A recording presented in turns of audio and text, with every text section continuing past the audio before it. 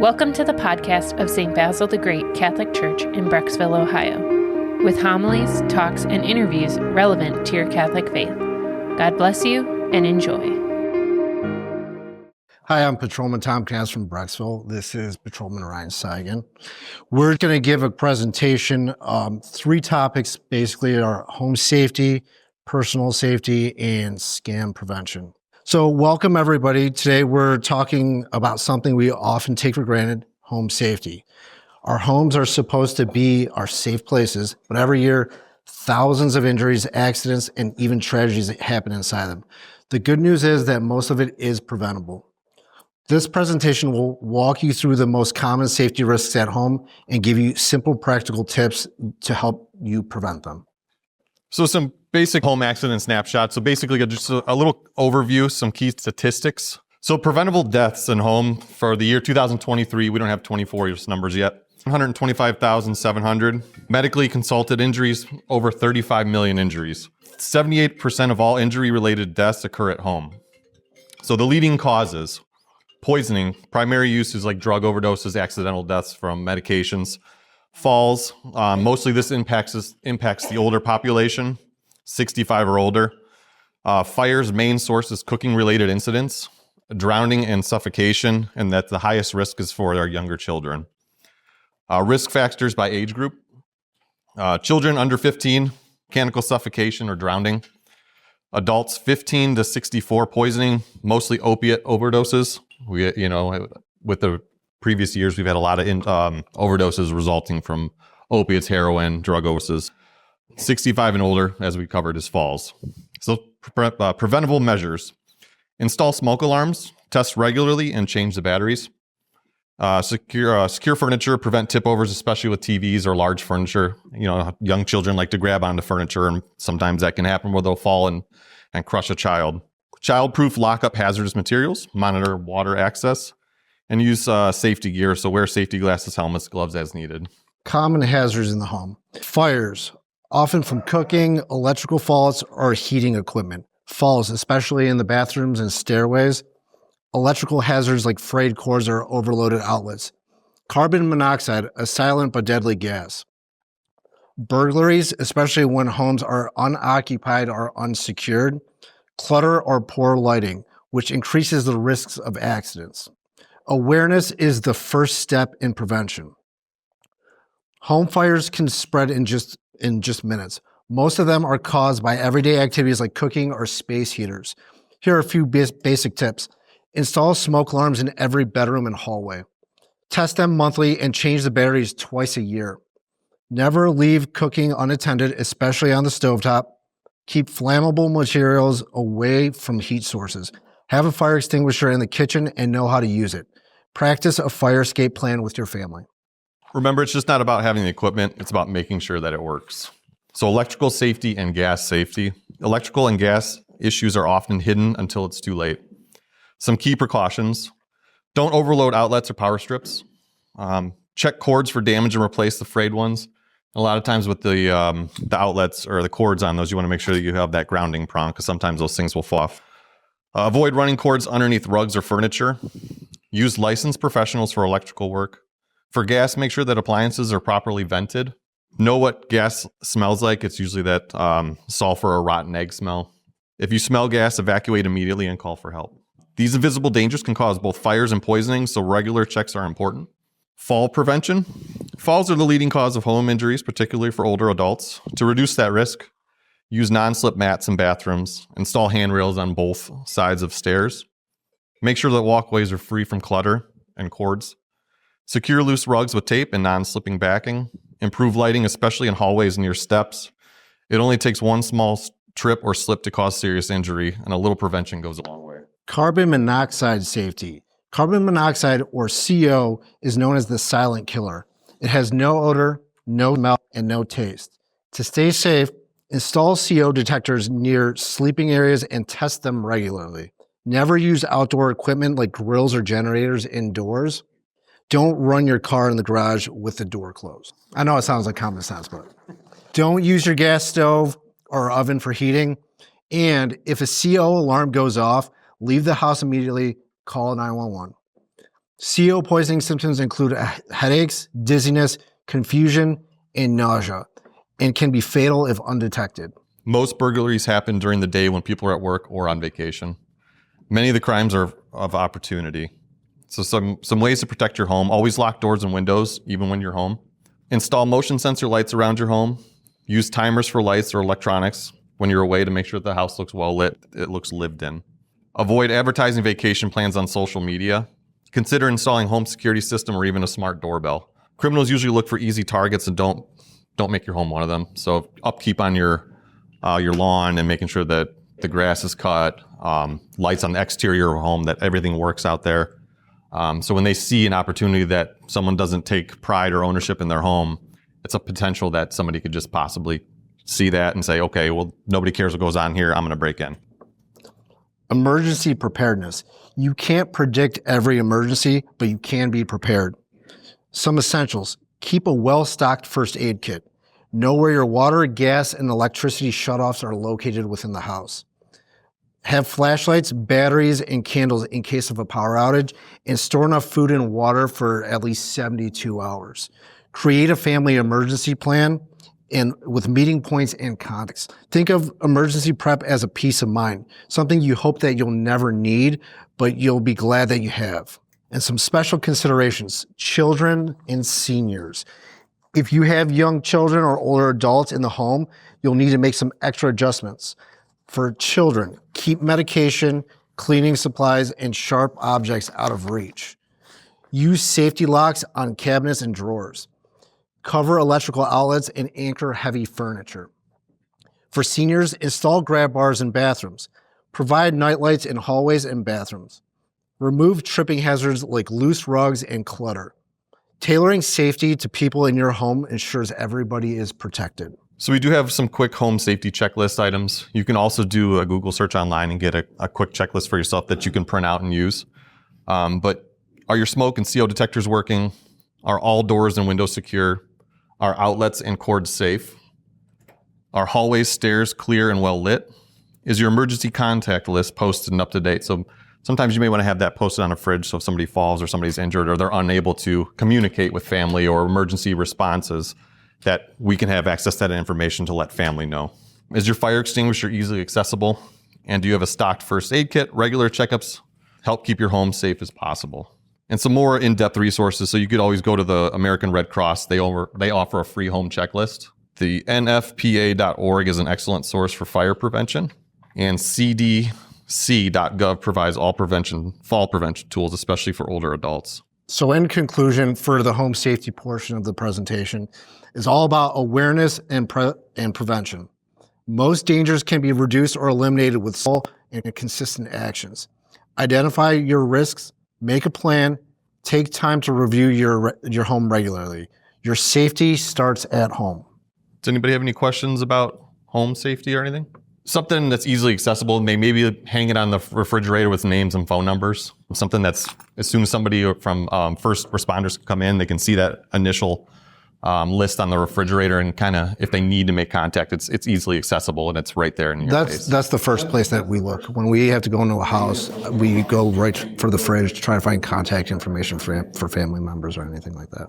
If we have the manpower to do so, if we're not tied up with anything else, we usually will show up with the fire department. You can lose pressure in the system. So from time to time, you want to tilt the fire extinguisher up and down just to kind of remix the chemicals back in there. And just pay attention to that gauge, because if it falls below that green section of the gauge pressurized, you may not have enough pressure to push the chemicals out to extinguish the fire.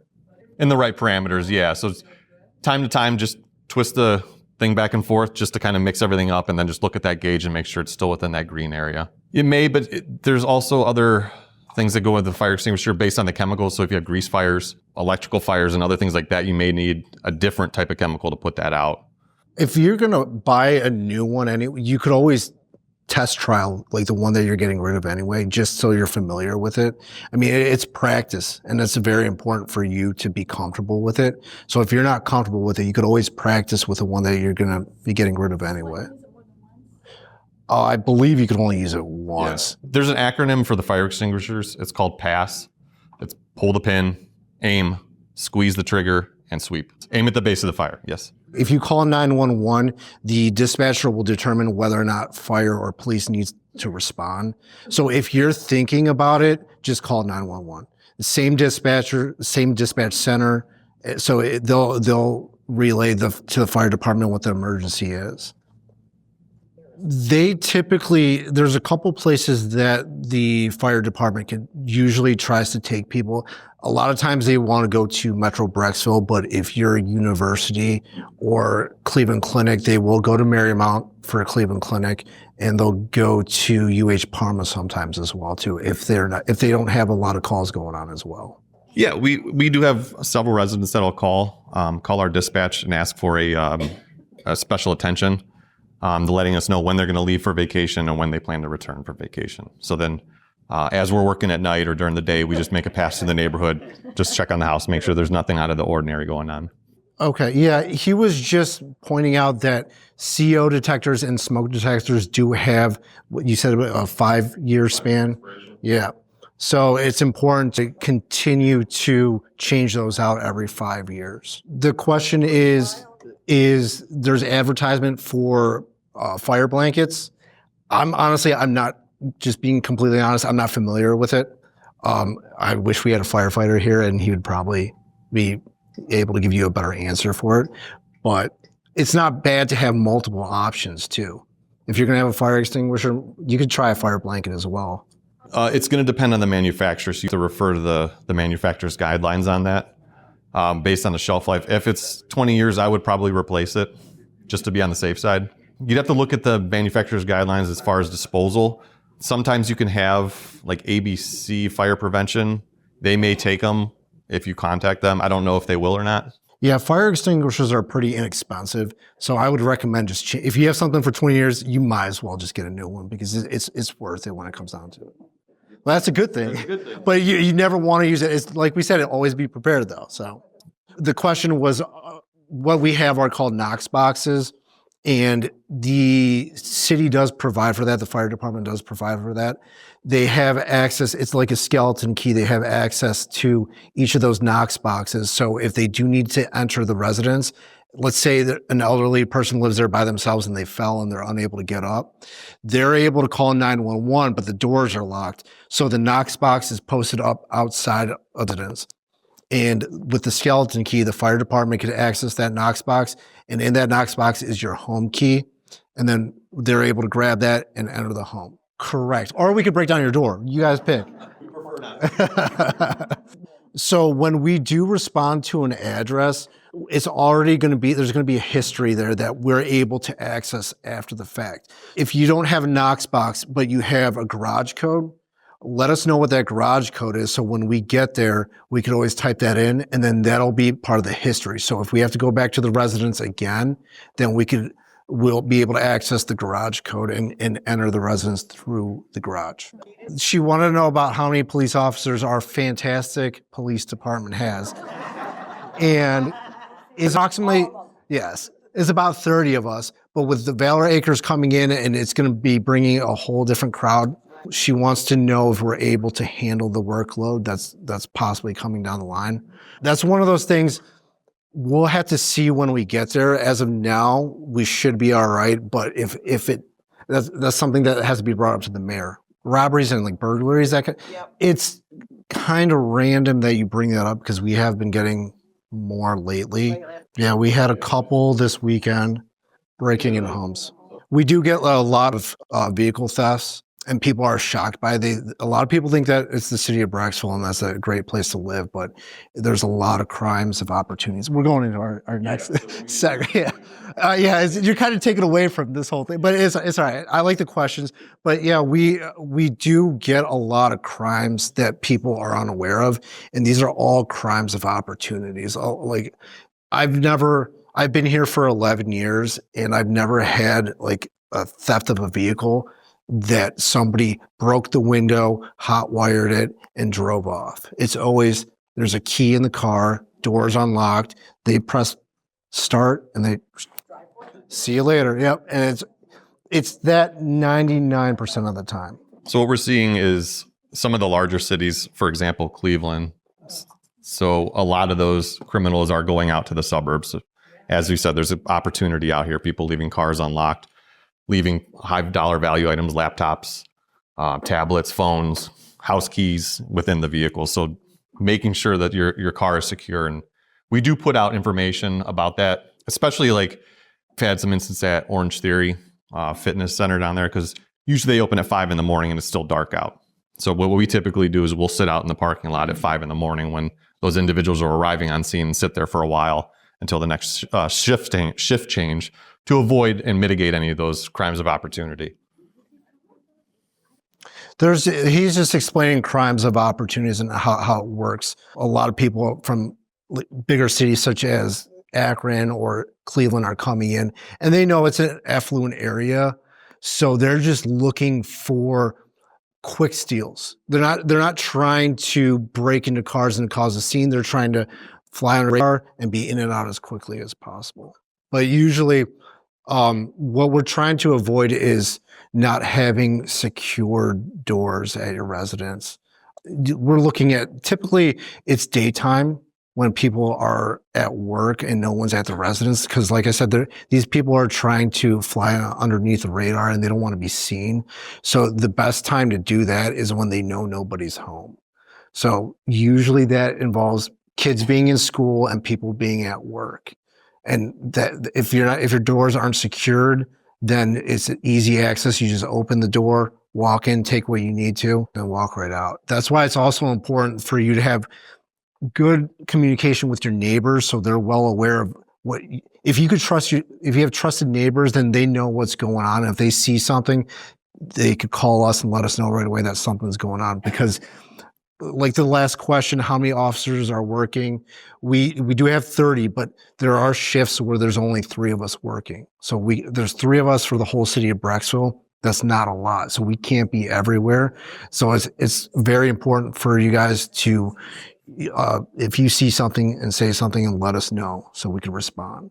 Summer months, we usually get more active crimes because it's nicer out and people are able to, I wouldn't want to be in the snow. If there's a snowstorm, it's going to be pretty hard to get around and get into residence and stuff like that. So yeah, I would think just simple things like that. When we have the summer or winter months, there's a difference.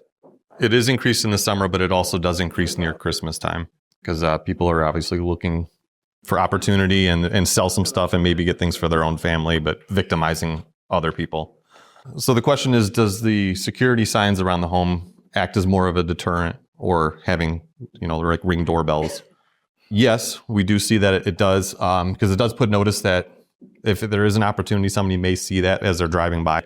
Understand that some people do put signs out and actually don't have any security cameras or an alarm system in the home. But yes, it is a deterrent too, because a potential person that's looking to victimize somebody may not know, obviously, that you don't have something. Yeah. But it is recommended that you should just get a Ring doorbell camera or a Nest or something like that so you can see what's going on around the house. Because there are times where individuals may come up to the house and present themselves as a mail carrier or somebody trying to solicit something, and they have ulterior motives to, as soon as you answer that door, force entry into the home. Yeah, and we've definitely crossed over with a lot of things that we're coming up in the next couple. We have 2 more presentations. The second one's on personal safety and what it means, why it matters, and how to stay safe in a daily life. Personal safety is about being alert, knowing your surroundings, and tips to avoid harm, whether you're out in public, online, or even at home.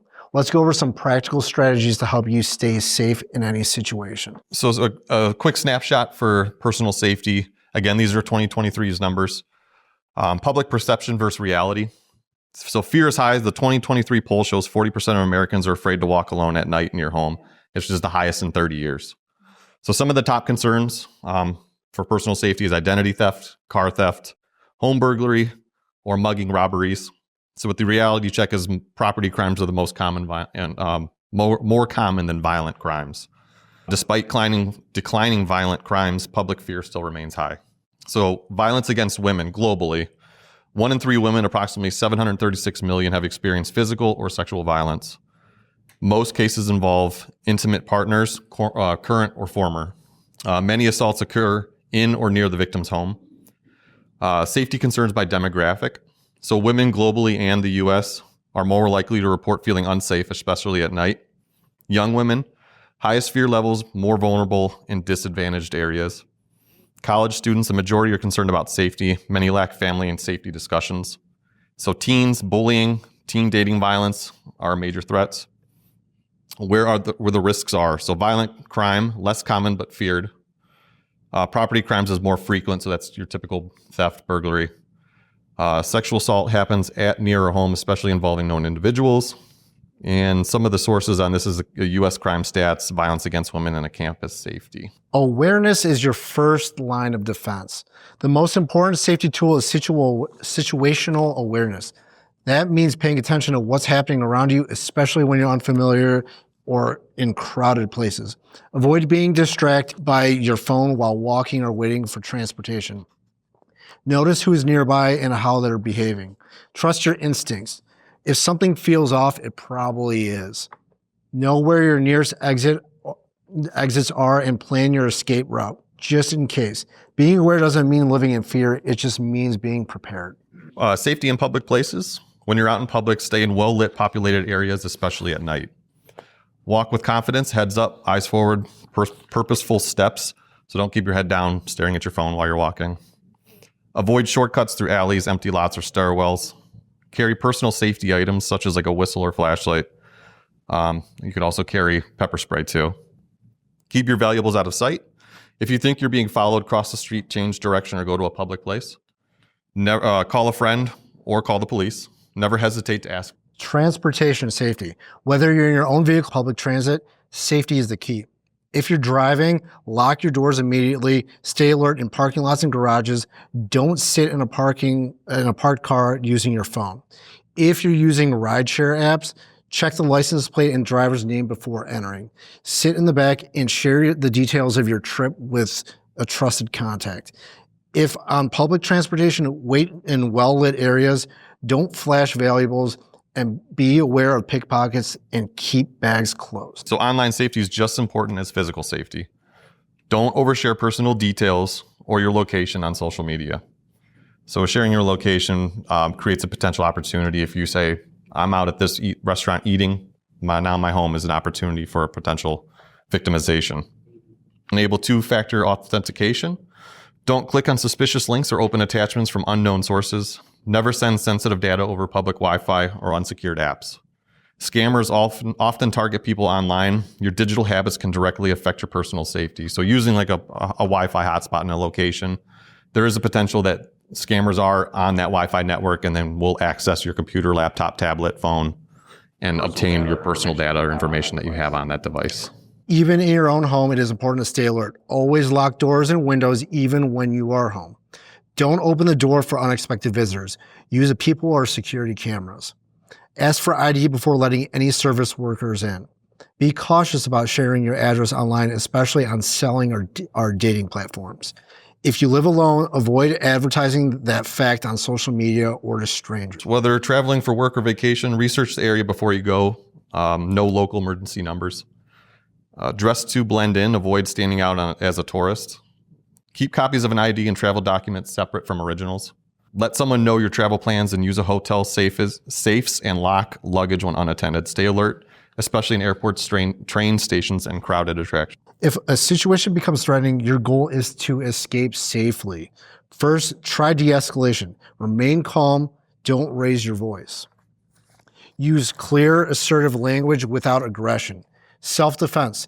This should be a last resort, but it can be critical. Consider taking a self-defense class, carrying a tool like pepper spray if it's legal in your area. Know basic moves to break a grip and create a distance. Remember, the goal is not to win the fight, it's to get away safely. Personal safety for different groups. Everyone deserves to feel safe, but some groups face unique risks. For women, be aware of your surroundings in parking lots, ride shares, and public areas. Trust your instincts and have a plan. For seniors, watch out for scams, especially phone or door-to-door. Install grab bars and use night lights to prevent falls. For teens and kids, set boundaries for both online and real-life interactions and encourage open conversations about peer pressure and uncomfortable situations. Create your personal safety plan. Take these 5 steps today to improve your safety. Identify high-risk situations in your daily life. 2, make a communication plan with trusted contacts. 3, keep emergency numbers visible and saved in your phone. 4, stay alert, especially in unfamiliar places. 5, carry safety tools or apps that give you the peace of mind. It doesn't take much time, but it can make a big difference. So in conclusion, to wrap up personal safety, it's not about living in fear. It's about living with awareness and confidence. Stay alert to your surroundings, trust your instincts, and take small steps to prepare yourself for unexpected situations. Our third presentation is about scam awareness, and then we'll get some questions afterwards. Scam awareness. We're talking about a topic that affects people of all ages, backgrounds, and tech levels. Scammers are getting smarter, and they're everywhere. On your phone, in your inbox, on social media, and even in your mailbox. But here's the good news. If you know what to look for, you can avoid 99% of the scams. You don't have to be a tech expert, just a little cautious and a little curious. So according to the Federal Trade Commission, so some of the top frauds that we're seeing, the top 5 is imposters, online shopping with negative reviews, business and job opportunities, investments and internet services. So basically 2.6 million fraud reports were generated last year with a total cost of $12.5 billion in reported losses. More than 1 in 3 people who reported a scam also reported losing money. The highest big loss follow scams that victimize people, phone calls was the highest per person. On an average median, it was about $1,500 per person that lost to a phone scam. Social media reported 1.9 billion total loss.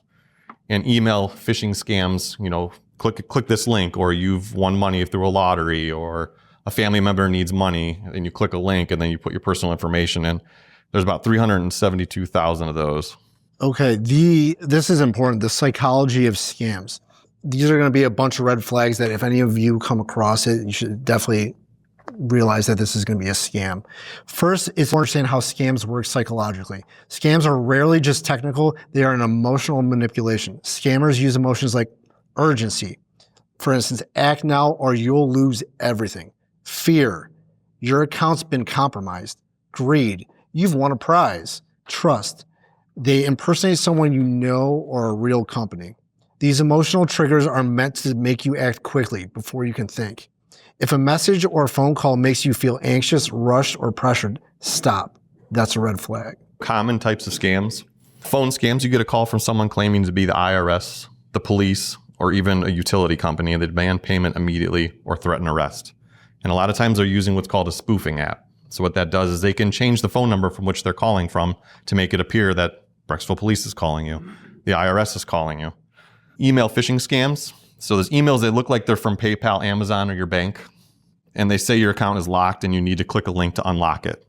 Or a payment was declined and your card declined and you need to submit another form of payment. Text message scams. You get a message about a package delivery, account alert, or even a bank losing or a bank login issue. And these often include dangerous links. Romance scams. These start with friendly messages on social media or a dating app. The scammer builds trust and then they ask for money, and usually there's an emergency. Online marketplace scams, sites like Facebook Marketplace, Craigslist. Scammer poses buyers or sellers. They ask you to use unusual payment methods or claim they've accidentally overpaid. All of these have one thing in common, and they try to catch you off guard. And red flags for scams. Here are some warning signs to watch for. The message is unexpected and urgent. You're asked to send money, gift cards, or cryptocurrency. You're told not to tell anyone. Secrecy is also a red flag. There are grammar mistakes. The person refuses to meet with you in person or speak over the phone. If it sounds too good to be true, it probably is. Protecting your personal information. Scammers are always after your personal data, and that includes your full name, birth date, social security numbers, bank or credit card info, passwords to email logins. And here's how to protect your information. Don't give out personal data over the phone, email, or text unless you started that contact. Use strong, unique passwords for every account. Turn on two-factor authentication whenever it's available. And shred old documents with personal details. Think of your information like cash, just don't hand it out freely. Some technology tips for scam prevention. A few simple habits can help you stay safer online. Keep your devices updated. Use antivirus or security software. Don't click on unknown links or download files from strangers. Avoid public Wi-Fi for sensitive transactions. Use caller ID blocking or spam filters. Scams that target seniors. Unfortunately, older adults are often targeted because scammers assume they're more trusting or less tech savvy. Common scams targeting seniors, so grandparent scams, someone that pretends to be a grandchild in trouble and they're asking for money. Medicare scams, fake representative, ask for Medicare numbers. Tech support scams, a caller says that your computer has a virus or offers to fix it for free. If you have elderly parents, grandparents, or neighbors, talk to them. A 5-minute conversation can prevent a major loss. And we've seen an increase in the scams as they're being reported to us. Some in excess over $100,000. What to do if you're targeted? If you suspect a scam, don't respond. Hang up. Delete the message. Don't send your money or personal info. You could go to ftc.gov/complaint, report it to your local police department, and contact the platform, for instance, like eBay or Facebook, and let them know. If you already gave information or sent money, call your bank immediately. Change your passwords and consider freezing your credit. You're not alone, and acting fast can minimize the damage. Make yourself a hard target. Scammers look for easy targets, people who are distracted, rushed, or uninformed. To make yourself a hard target, slow down, take a moment before clicking or replying. Double check emails, phone numbers, and URLs. Never feel pressured into sending money quickly. Talk to someone you trust if you're unsure. Pausing for even 30 seconds can be the difference between being scammed and staying safe. So in conclusion, stop, think, and verify. Stop before you act on emotion or urgency. Think about whether the message makes sense and verify the source before you send money or personal information. We can't stop scammers from trying, but we can stop them from succeeding. So the question is that she's a runner and frequently visits the reservation and concerned about the recent attack in Rocky River. You do what feels more comfortable to you, I would say. If you would feel more comfortable being I would say for me personally, if I'm running, I would like to be on a path where there's more people out and about, rather than first taking an off course and then running down alone through the woods or a path versus a main walkway through that area. As far as attacks go, we've had some instances last year where somebody felt that they were being followed. We did speak with that individual and it turned out to be something completely innocent. But the opportunity, yes, it definitely is there. But we do also have the metro parks that are actively going from park to park too. And then we typically drive through the area regularly on our work shifts. We've been getting more property crime, smash and grabs per se. If somebody sees like a purse in the car, they'll just smash the window and take it. So if you are running in the woods too, make sure you don't, like with your vehicle, make sure the valuable that's visible. And also I would just let people know too, because sometimes people get lost. And so if a loved one knows that you're running from point A to point B and you should be back at this time and you're not, that's like a clue that something's going on. Have your cell phone on you. And if worse comes down to it, we could always track the GPS on it if we have to. The question is, what do you do if you're involved in a road rage incident? First things first, I would let cooler heads prevail. Just take a step back. You know, you can't control what other people are doing, but you could let us know. I wouldn't follow the car. I wouldn't go back and forth with the car. You could pull over and you could calmly call the police and let us know what's going on, and we'll look into it and try to see if we can catch up to the vehicle. So last year we did purchase a drone, and we have a drone team. So when there's an issue with maybe a missing person or somebody that's lost in the parks, or we're assisting another agency or ours with SWAT operations, we do have a drone that we can put up in the air. It's not likely that they can do that from your pocket. They would have to have some kind of device the potential is there, yes. Most likely somebody's going to have a little bit more self-awareness, know that somebody's pretty much right next to them trying to scan with the phone, and then like a tap ID, because you're going to have the card pressed against that device in order to activate the tap.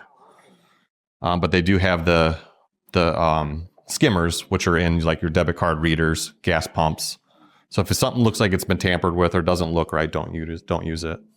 We haven't had anything recently. So the question was, is there an increase or any information about the skimmers at gas stations? We haven't had anything specifically recently. Yeah, there are times where like the tap devices, there's a sticker that they'll put over the pump, which is another skimmer device on top of that. So it's like mini micro computer chips that capture that information and store it. The question is, would there be an issue or a situation in which police would call your home and ask for money? There's never a case where the police department would call your home to ask for any type of money or donations for fundraisers. They want to represent somebody that you could trust. A lot of times they'll do. I've seen it before. I've seen it.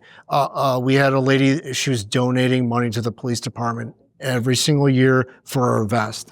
You guys aren't buying us this vest. We're provided these vests. It's not coming out of your pocket. We'll be safe. But that's the reality of it. She thought that she was doing something good for us, but we're a trusted source. So why would you question it? And that's exactly why you should, like, do we really need you to pay for my vest? Let's be honest, just think and stop and then react. The antivirus is kind of like an antivirus or a firewall. It's going to be really up to you. I know AVG for antivirus or McAfee, but as far as personal data, you can always, there's LifeLock.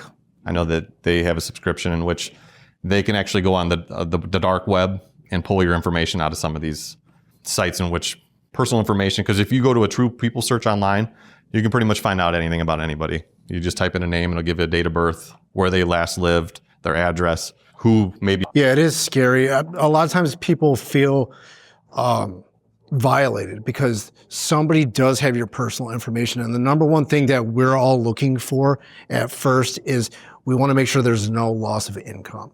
If there isn't, a lot of people still feel violated because, well, somebody knows my personal information.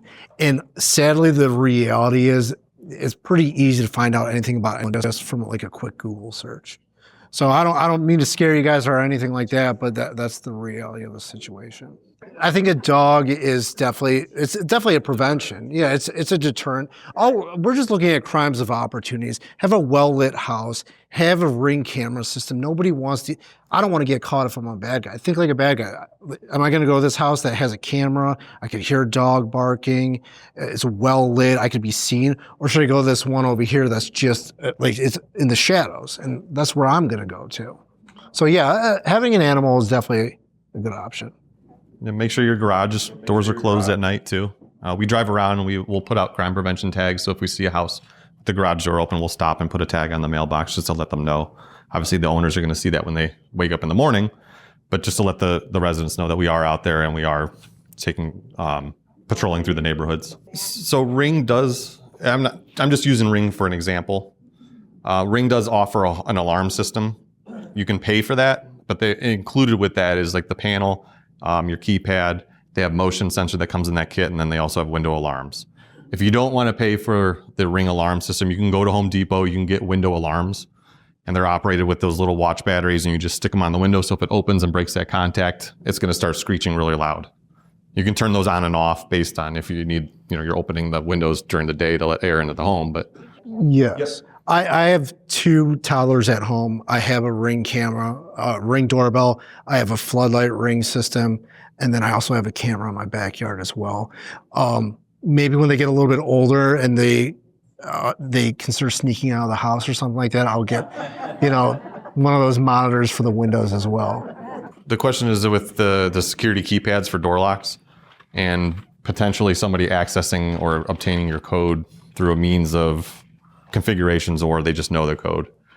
We haven't had any reportable incidents here that I'm aware of that this has happened where somebody's accessed a home through that door by entering the code or an admin or an override code. But the potential is definitely there that it could happen, yes. So sometimes if somebody knows exactly what the brand is, they could look at the manufacturer's operating or requirements in that, and then there could be like an override code. You could always just use a standard deadbolt. I mean, that's just one case. But yeah, I mean, that would be one way to defeat that is just a standard deadbolt.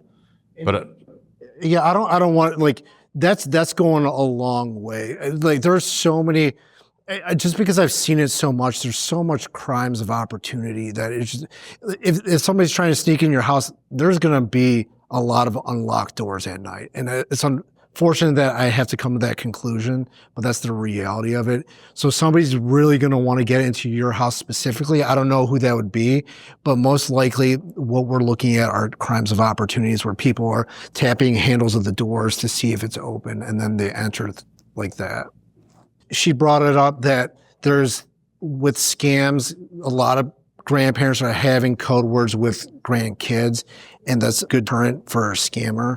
I just want to point out that we've been getting it a lot with a grandchild has been arrested and you need to post bond for them. We don't accept gift cards as bonds, so that's a clue right there. And you laugh about it, but it's true. It's 100% true. We've had people that go to Walmart or Target and they buy a ton of gift cards and then they go and purchase it. A lot of times the cashier will let them know, like, hey, are you sure this isn't a scam? Because they see it so frequently. So just be cognizant of that. Yeah, so she's expressing that she had a road rage incident in which somebody was following her for a couple miles down the road. She pulled into a parking lot and started screaming, call the police, which is a great idea too. You could also drive directly to the police station if it's within the vicinity and you know where one's at. Right, I'm what I'm saying. If you knew where the closest one was at that point, you could also do that too. But driving to a crowded area is definitely a great idea and a great deterrent, because there's going to be people that'll see that and step in and assist you in that manner to avoid the confrontation. Yeah, and don't drive home. My brother did the same thing. He got in a road rage and he drove home for some reason. But let's not go down that road. That's a very good point, because a lot of people feel comfortable with the fact not doing things digitally and banking online, but we are getting checks stolen from the mail and they're getting washed completely and then they're getting rewritten. So definitely be aware. That's why you always have to monitor your banking account, no matter what. I know people don't want to do it online, but it's definitely, it's an option where you could, every morning you could wake up and see exactly what your account looks like. If there's something different, you could freeze it right there, let your bank know, and then they could figure it out. We haven't had any reported incidents recently, but there was incidents in the past where the keys are all universal for the blue boxes.